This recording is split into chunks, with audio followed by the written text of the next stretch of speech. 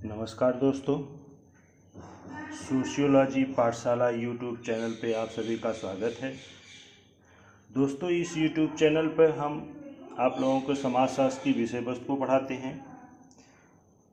UP PGT के exam होने वाले हैं, जिसको ध्यान में रखते हुए एक special series UP PGT special के नाम से प्रारंभ किया हूँ, जिसमें ऑब्जेक्टिव टाइप के प्रश्नों को हम सॉल्व कराते हैं। कोशिश ये रहेगी कि टॉपिक वाइज भी वीडियो आते रहें और साथ में ऑब्जेक्टिव टाइप के क्वेश्चन को भी हम सॉल्व कराते रहें, ये सीरीज़ भी चलती रहे। तो आज के हमारे डिस्क्रिप्टिव वाले वीडियो में आज का टॉपिक है पंचायती राज व्यवस्था। तो हम लोग पंचायती राज व्यवस्था के बारे में पढ़ेंगे आज। इसमें हम विस्तृत रूप से पंचायती राज के इतिहास के बारे में बताएंगे, जैसे वैदिक काल में, मौर्य काल में क्या व्यवस्थाएं थीं, उसके बाद मुग़ल काल में और ब्रिटिश काल में क्या क्या व्यवस्थाएं थी, फिर उसके बाद संविधान निर्माण जब होता है तो फिर क्या होता है, और 73वां संविधान संशोधन के बारे में पढ़ेंगे। और 73वें संविधान संशोधन के बाद जो 11वीं अनुसूची जोड़ी गई है उसके बारे में पढ़ेंगे। तो देखते हैं पहले पंचायती राज का इतिहास। पंचायती राज व्यवस्था के अगर इतिहास की बात करेंगे तो सबसे पहले हम वैदिक काल में जाते हैं। वैदिक काल का जो काल माना जाता है वो 1500 ईसा पूर्व से 600 ईसा पूर्व तक का माना जाता है। वैदिक काल में यह देखा गया था कि पंचायती राज व्यवस्था तो नहीं थी, पर पंचायती राज व्यवस्था जैसी व्यवस्थाएं वहां पे थी। वहां पे दो चीजें पूछी जाती हैं ये परीक्षा में। सभा और समिति नाम की दो प्रमुख संस्थाएं हुआ करती थी, जो समाज के जनमत से निर्णय लिया करती थी, यानी कि समाज में क्या होना चाहिए, कौन व्यक्ति गलत किया है, उनके प्रति क्या कार्रवाई होनी चाहिए, ये दो सभा और समिति नाम की दो संस्थाएं हुआ करती थी। और जो सभी के मतलब जनमत, मतलब कि लोगों के मत होते थे, उसके आधार पर निर्णय लिए जाते थे। उसके अलावा फिर क्या गांव में क्या था, ग्रामीण सभा होती थी। ये सब प्रश्न पूछे जाते हैं दोस्तों को। वैदिक काल में क्या था, सभा और समिति थी, और गांव में जो इकाई थी जो सामाजिक नियमों और विवादों को सुलझाती थी उसे क्या कहते थे, ग्रामीण सभा के नाम से जाना जाता था। तो इसको आप लोग भी ध्यान रखिएगा। उसके बाद फिर आते हैं बौद्ध काल या महाजनपद काल, जिसमें 16 जनपदों का उल्लेख मिलता है। उस समय इस काल में रिपब्लिक गणराज्य कुल थे। इसमें से जैसे लिच्छवी गणराज्य था, वज्जी गणराज्य और मल्ल आदि। तो ये अगर नाम नहीं याद होता है तो कोई जरूरत नहीं है दोस्तों, यह सोशियोलॉजी में नहीं पूछा जाता। पर इतना ध्यान रखिएगा कि यह बौद्ध काल में और महाजनपद काल में भी क्या है, जनसभा और परिषदों के द्वारा क्या किया जाता था, शासित किया जाता था। यह भी क्या था, पंचायतों जैसी व्यवस्था ही थी। तो इतना आप लोग याद रखिएगा कि बौद्ध काल में भी इसके प्रमाण मिलते हैं। उसके बाद फिर क्या आता है, मौर्य काल, जो 322 ईसा पूर्व से 185 ईसा पूर्व तक चलता है। और इस मौर्य काल की सबसे प्रसिद्ध पुस्तक थी जो चाणक्य द्वारा, जिसे कौटिल्य भी कहा जाता है, पुस्तक थी जो अर्थशास्त्र के नाम से जानी जाती है। कौटिल्य की पुस्तक अर्थशास्त्र के नाम से जानी जाती है। इस अर्थशास्त्र में अर्थव्यवस्था के साथ साथ सामाजिक व्यवस्था कैसी होनी चाहिए, राजा कैसा होना चाहिए आदि का उल्लेख है, प्रशासन कैसा होना चाहिए आदि का उल्लेख किया गया है। इसमें जो है ग्राम प्रशासन और पंचों की भूमिका का उल्लेख मिलता है, यानी कि गांव में प्रशासन कैसे किया जाना चाहिए और पंचों की भूमिका क्या होती है, इसके बारे में उल्लेख मिलता है अर्थशास्त्र में। तो आप लोग यह भी ध्यान रखिएगा, हो सकता है कभी पूछ दे कि अर्थशास्त्र में ग्राम पंचायतों के लिए क्या उल्लेख किया गया है, तो ग्राम प्रशासन और पंचों की भूमिका को उल्लेख किया गया है। या पूछ दे किताबों का नाम दे करके कि किस प्राचीन ग्रंथ में ग्राम प्रशासन और पंचों की भूमिका को उल्लेख किया हुआ है, तो अर्थशास्त्र में। इतना आप लोग याद रखिएगा। फिर उसके बाद गांवों का प्रशासन स्थानीय ग्राम अधिकारी और ग्रामिक के हाथों में होता था। क्या, गांव का प्रशासन और स्थानीय ग्राम अधिकारी की और ग्रामिक के हाथों में होता था। तो ग्रामिक का उल्लेख जो है अर्थशास्त्र में किया गया है, इसको भी आप लोग ध्यान रखिएगा।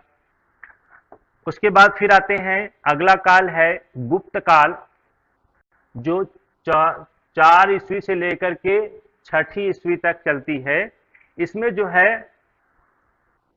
इस काल में भी ग्राम पंचायतों का संगठन और उनकी भूमिका का भी मजबूत हुई थी। मतलब कि इस काल में भी ग्राम पंचायतों का निर्माण हुआ था और गांव के निर्णय जो है पंचों के द्वारा, पंचों की समिति बनती थी जिसे पंचायत कहा जाता था, से लिए जाते थे। गांव के निर्णय पंचों के माध्यम से, जिसे पंचायत कहा जाता था, आज के माध्यम से लिए जाते थे। तो यह था आपके गुप्त काल का। फिर उसके बाद आता है मुस्लिम शासन काल, जैसे मुगल काल कहा जाता है।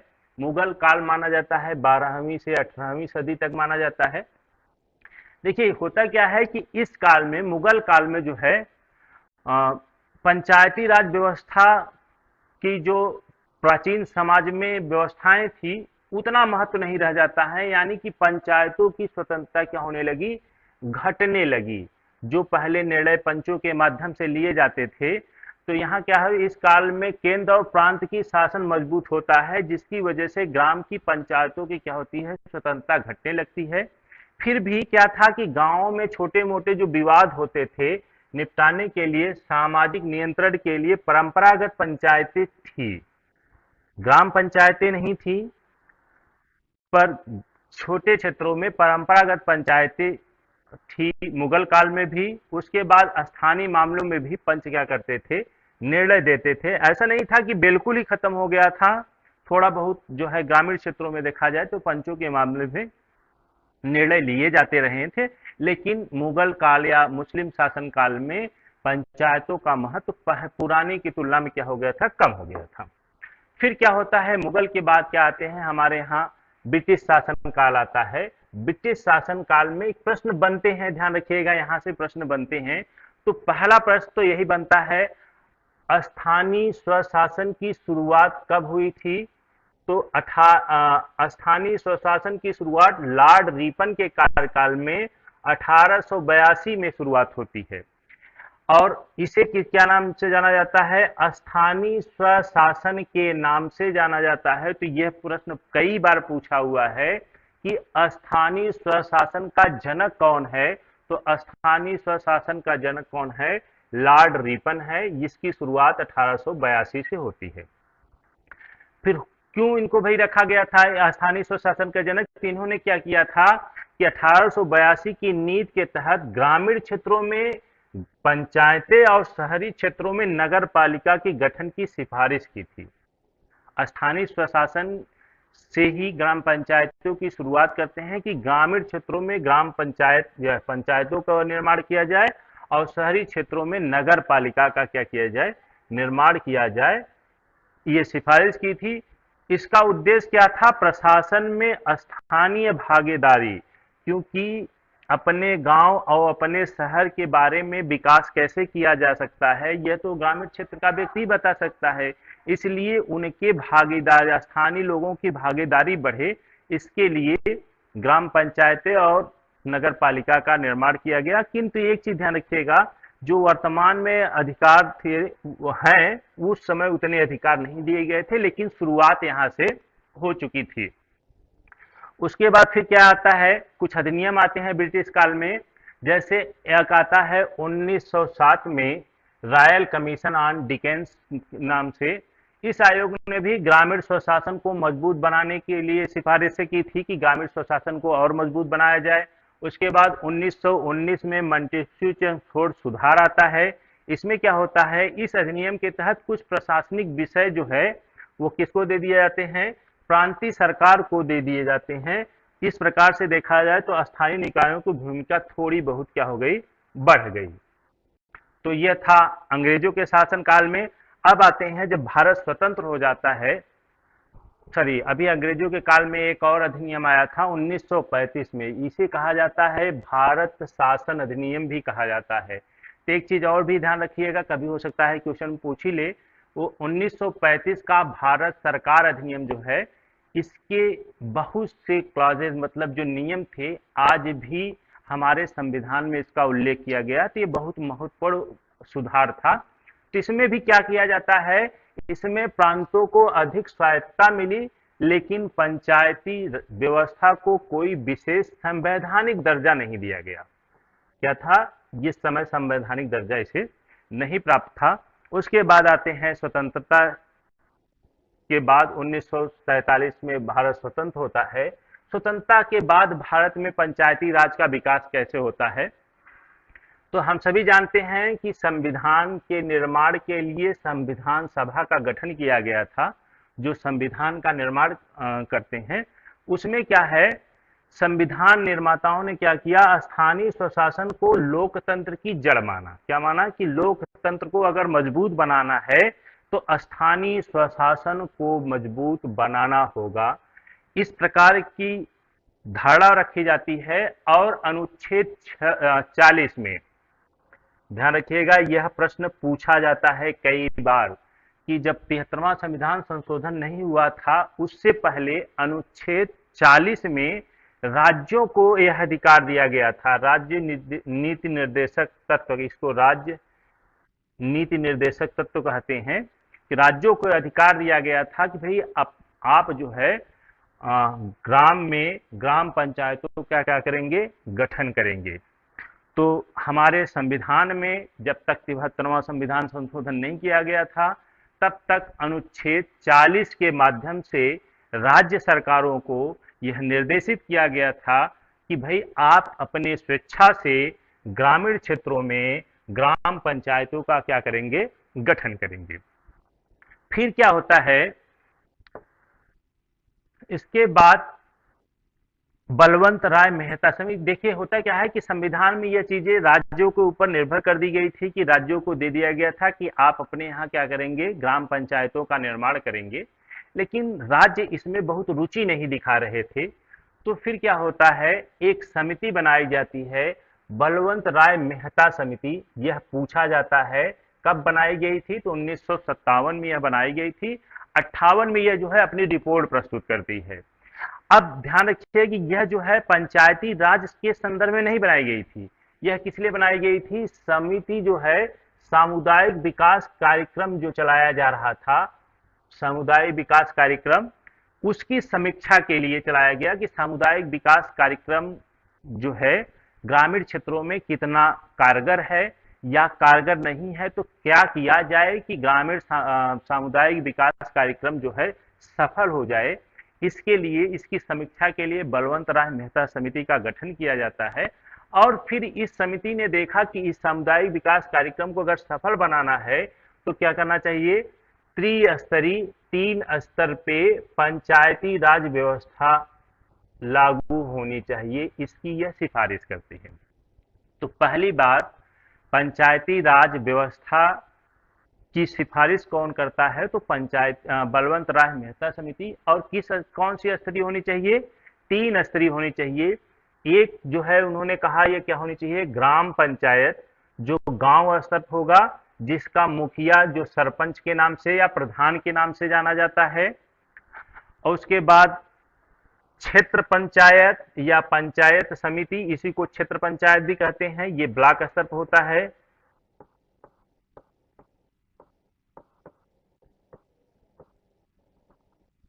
उसके बाद जिला परिषद, जो जिला स्तर पे होता है। तो इस प्रकार से 3 स्तर पे चुनाव कराए जाएंगे।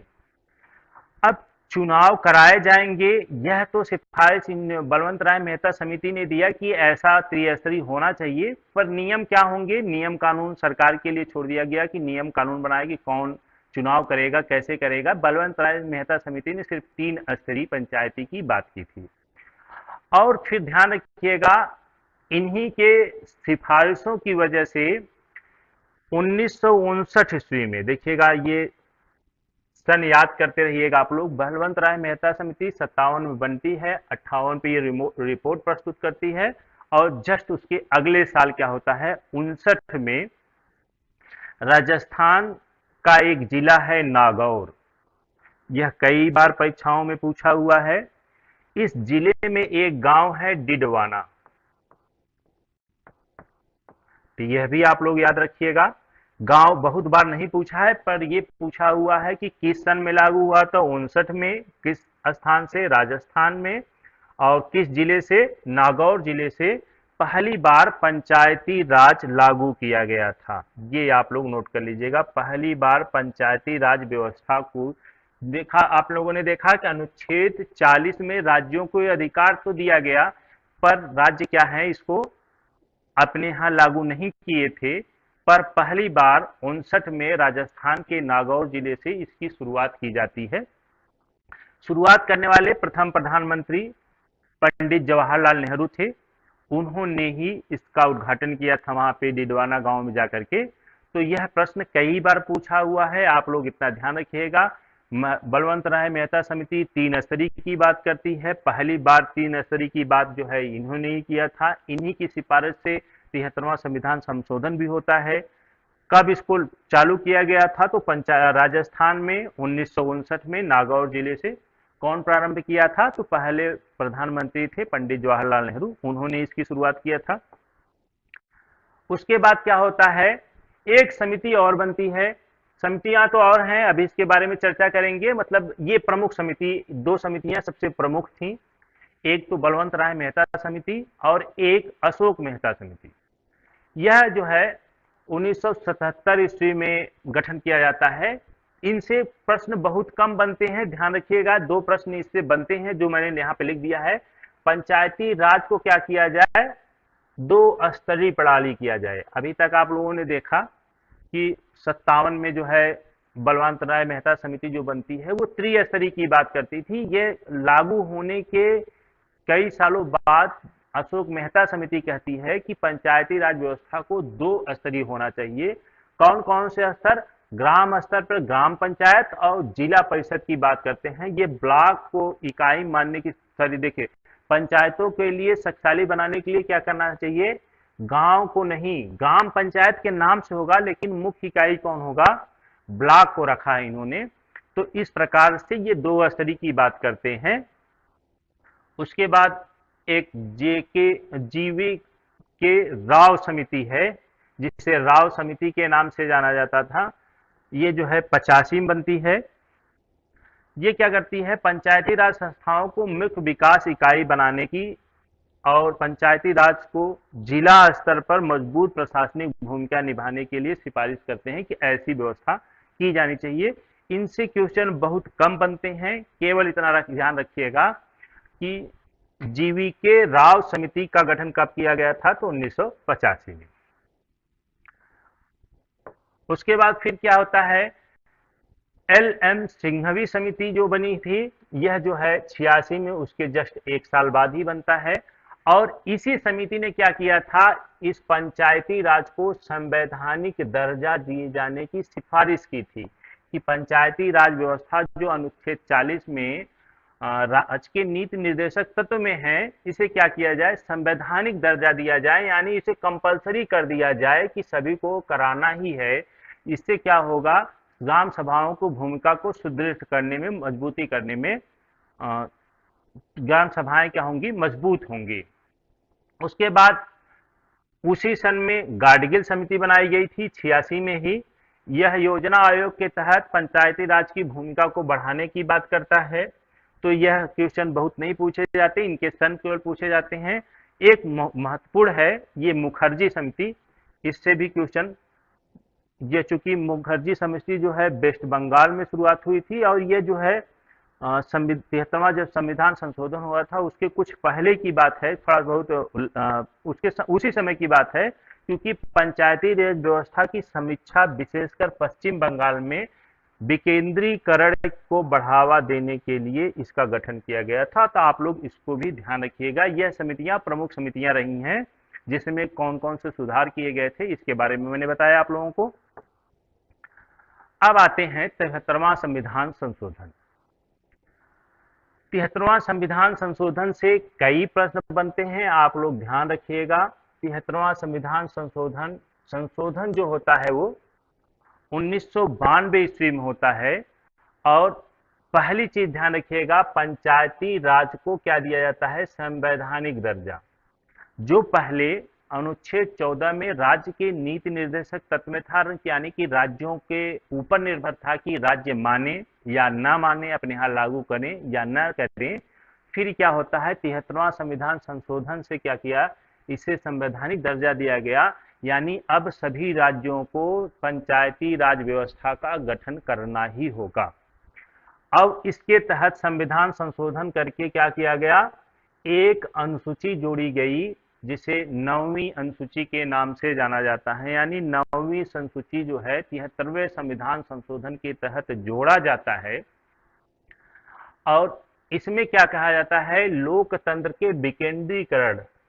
यह व्यवस्था क्या है, लोकतंत्र के विकेंद्रीकरण। तो ये प्रश्न पूछा जाता है पंचायती राज व्यवस्था किस पे आधारित है, तो लोकतंत्र के विकेंद्रीकरण पे आधारित है। विकेंद्रीकरण का मतलब कि जो सत्ता होगी किसी एक जगह केंद्रित न होकर के छोटे छोटे स्तरों में बढ़ते हुए, यानी ग्रामीण क्षेत्रों में सरपंच द्वारा विकास किया जाए, ब्लॉक स्तर पे ब्लॉक प्रमुख होंगे, उसके बाद जिला स्तर पे जिला पंचायत सदस्य होंगे। तो इस प्रकार से धीरे धीरे फिर विधायक, सांसद, इस प्रकार से क्या होता है कि विकेंद्रीकरण मतलब सत्ता एक व्यक्ति के हाथ में न होकर के छोटे छोटे क्षेत्रों में बांट करके हम क्या करेंगे, विकास करेंगे, ऐसी चर्चा होती है।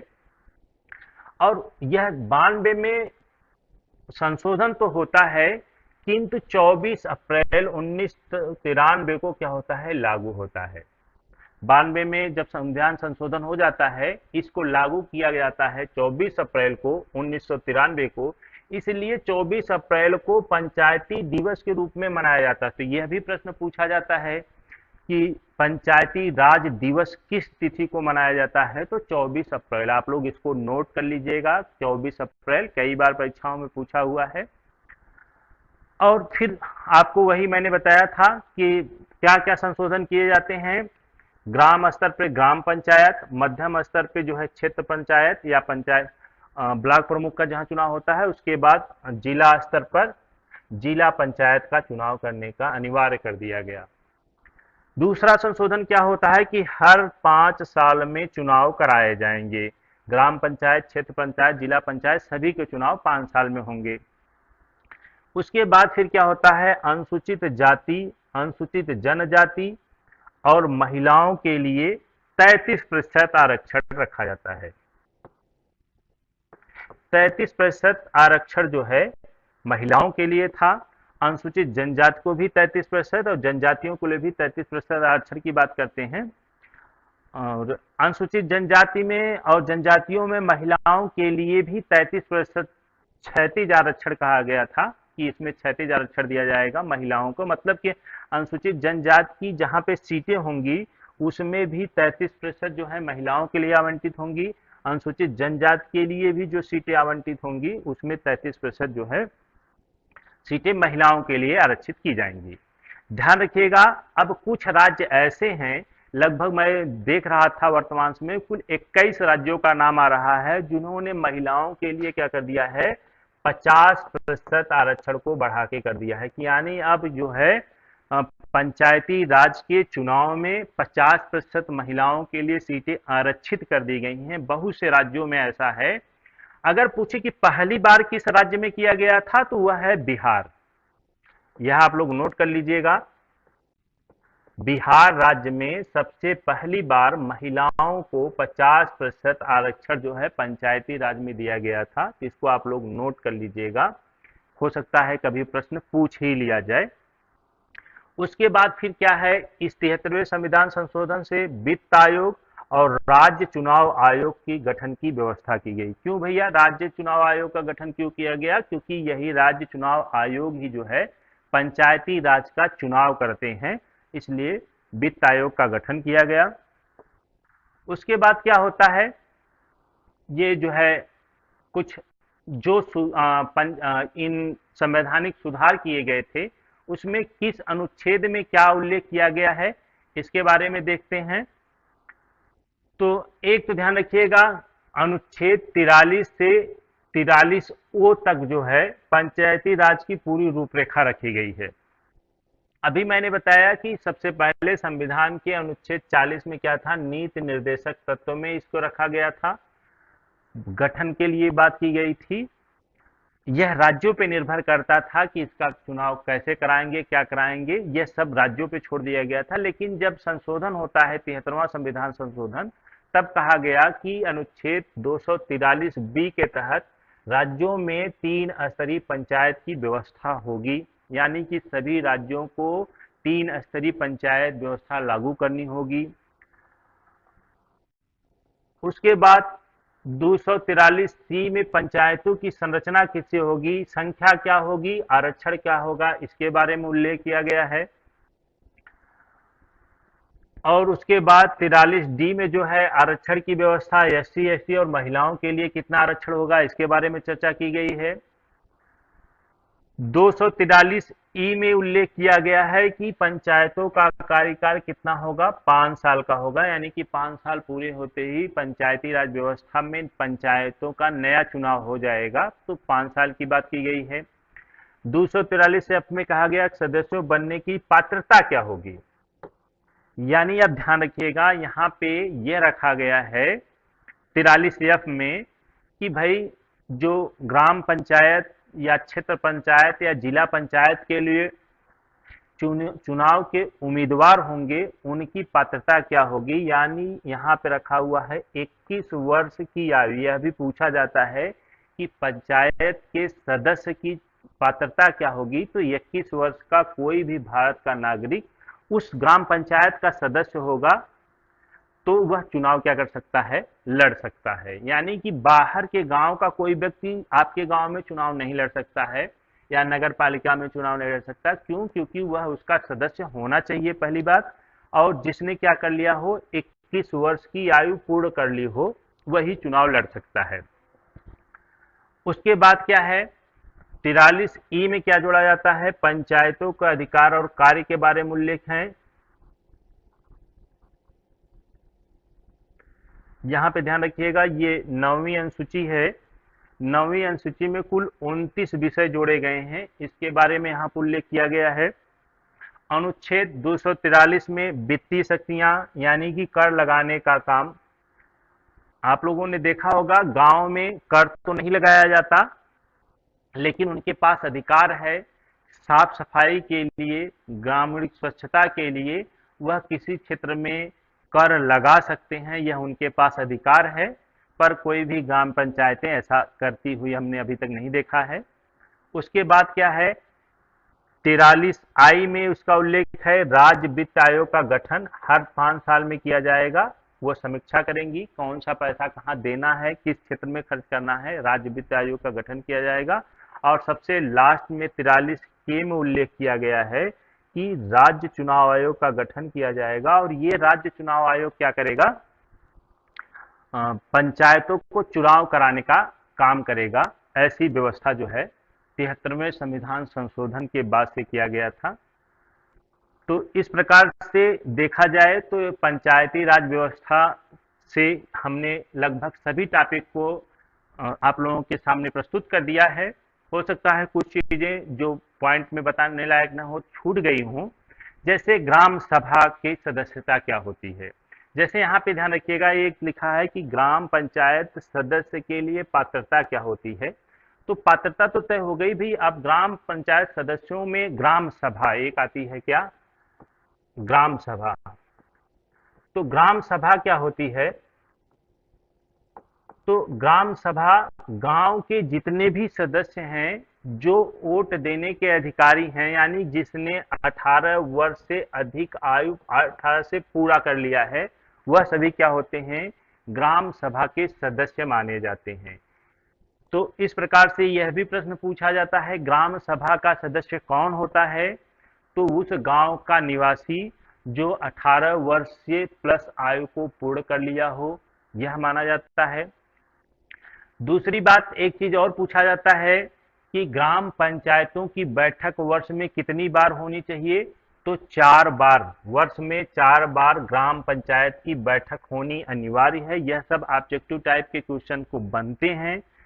वीडियो थोड़ी लंबी हो जाएगी, इसलिए मैंने ऑब्जेक्टिव टाइप के क्वेश्चन को इसमें नहीं रखा हुआ है, और मैं कोशिश करूंगा अगली मेरी वीडियो जो है पंचायती राज पे स्पेशल ऑब्जेक्टिव टाइप के क्वेश्चन, यानी कि पंचायती राज व्यवस्था से बनने वाले ऑब्जेक्टिव टाइप के 20 क्वेश्चन को मैं लाऊं, जिससे आप लोगों के प्रश्नों में पूछे हुए, परीक्षाओं में पूछे हुए प्रश्न होंगे जिसको हम यहाँ पे सॉल्व करा देंगे, तो आप लोगों के पंचायती राज व्यवस्था से संबंधित प्रश्न पूरे हो जाएंगे।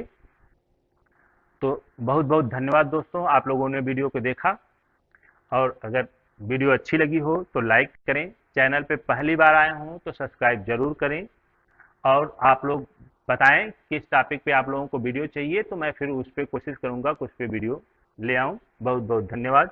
जय हिंद, जय भारत।